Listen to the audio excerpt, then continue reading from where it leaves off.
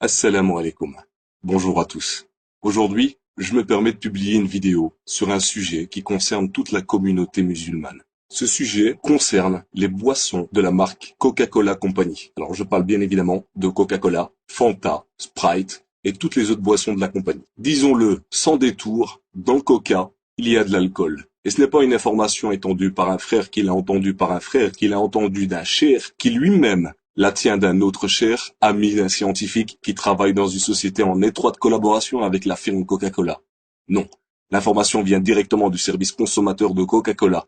Et elle ne date pas du siècle dernier, elle date du mercredi 11 juillet 2007. En réponse à l'un des lecteurs du site Alkez, qui a eu la bonne idée de contacter Coca-Cola Company, puis de scanner la lettre qu'il a reçue, le service consommateur de Coca-Cola écrit noir sur blanc. C'est avec plaisir que nous vous confirmons que la boisson rafraîchissante sans alcool peuvent contenir d'infimes traces d'alcool provenant des arômes utilisés, entre parenthèses, des supports d'arômes. En effet, la quantité d'alcool présente dans nos boissons est toujours très faible et en tout cas toujours inférieure à 1,2 degré d'alcool présente dans nos boissons, soit 1,2% en volume.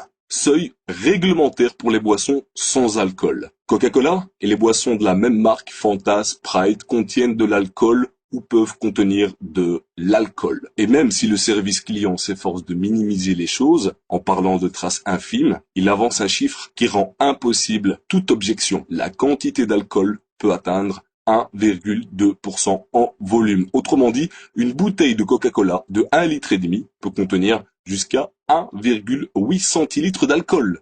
Vous vous imaginez? Et on sait très bien qu'il y en a qui sont accros au Coca-Cola. Ce chiffre va leur donner des idées de tout l'alcool qu'ils ont pu avaler. Alors si on fait la conversion entre la quantité d'un pack de bière, on a en effet vite fait de remplir des canettes de bière de 1,8 centilitres d'alcool. Alors plus sérieusement, ce qui m'a poussé à enregistrer cette vidéo, c'est le comportement de certains soi-disant musulmans. Il suffit d'ouvrir les yeux, d'aller dans les commerces et de voir si les musulmans vendent effectivement cette boisson. Et comme le disait un ami dans une autre vidéo, quand vous allez au supermarché, ouvrez les yeux, regardez, la communauté musulmane ne boit que du Coca-Cola. Et alors ce qui est le plus important, c'est que quand vous allez dans une mosquée, qu'est-ce qu'on vous sert? Du Fanta et du Coca-Cola au sein de la mosquée.